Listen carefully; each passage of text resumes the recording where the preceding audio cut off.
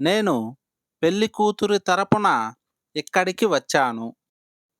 బాధితుల తరపున న్యాయవాది కేసు వేశారు. ఆమె తన సోదరుడి తరపున అవార్డు స్వీకరించింది. ఇలాంటి వాక్యాలను ఇంగ్లీష్లో ఎలా చెప్పాలో ఇప్పుడు చూద్దాం. దీనికి గాను మనం ఆన్ బిహాఫ్ ఆఫ్ ను ఉపయోగిస్తాం. ఆన్ బిహాఫ్ ఆఫ్ అంటే యాజ్ అ రిప్రజెంటేటివ్ ఆఫ్ అంటే తరపున. నేను పెళ్లి కూతురి తరపున ఇక్కడికి వచ్చాను. నేను పెళ్లి కూతురి తరపున ఇక్కడికి వచ్చాను. I came here on behalf of the bride. I came here on behalf of the bride. I came here అంటే నేను ఇక్కడికి వచ్చాను. On behalf of the bride అంటే పెళ్లి కూతురి తరపున. I came here on behalf of the bride అంటే నేను పెళ్లి కూతురి తరపున ఇక్కడికి వచ్చాను. నేను అందరి విద్యార్థుల తరపున మాట్లాడుతున్నాను. నేను అందరి విద్యార్థుల తరపున మాట్లాడుతున్నాను. I am speaking on behalf of all the students. I am speaking on behalf of all the students. I am speaking అంటే నేను మాట్లాడుతున్నాను. On behalf of all the students అంటే అందరి విద్యార్థుల తరపున. I am speaking on behalf of all the students అంటే నేను అందరి విద్యార్థుల తరపున మాట్లాడుతున్నాను. ప్రయాణీకుల తరపున అతను ఒక ఫిర్యాదు చేశాడు. ప్రయాణీకుల తరపున అతను ఒక ఫిర్యాదు చేశాడు. On behalf of the passengers he raised a complaint. On behalf of the passengers he raised a complaint. Manager company తరపున ఒక ప్రకటన చేశారు.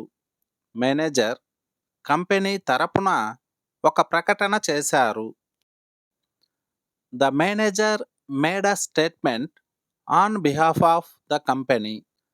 The manager made a statement on behalf of the company.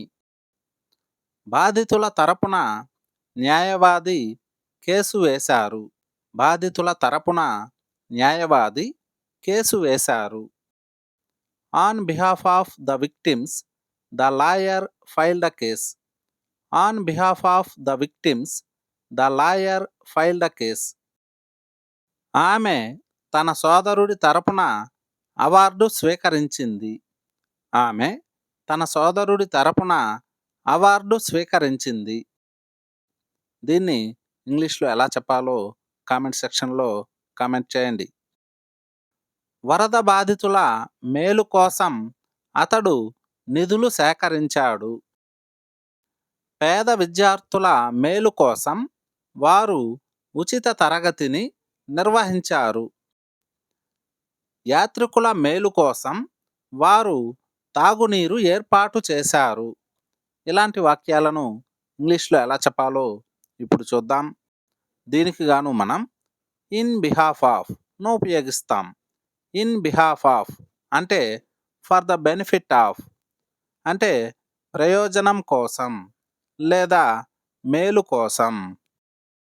వారు పేదల మేలు కోసం డబ్బును సేకరించారు.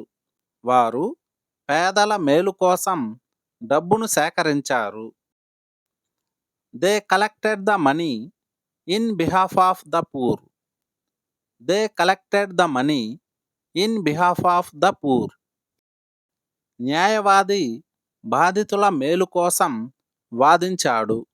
న్యాయవాది బాధితుల మేలు కోసం వాదించాడు. The lawyer argued in behalf of the victims. The lawyer argued in behalf of the victims. వరద బాధితుల మేలు కోసం అతడు నిధులు సేకరించాడు. వరద బాధితుల మేలు కోసం అతడు నిధులు సేకరించాడు. He raised funds in behalf of the flood victims. He raised funds in behalf of the flood victims. పేద విద్యార్థుల మేలు కోసం వారు ఉచిత తరగతిని నిర్వహించారు. పేద విద్యార్థుల మేలు కోసం వారు ఉచిత తరగతిని నిర్వహించారు. They conducted a free class in behalf of the poor students.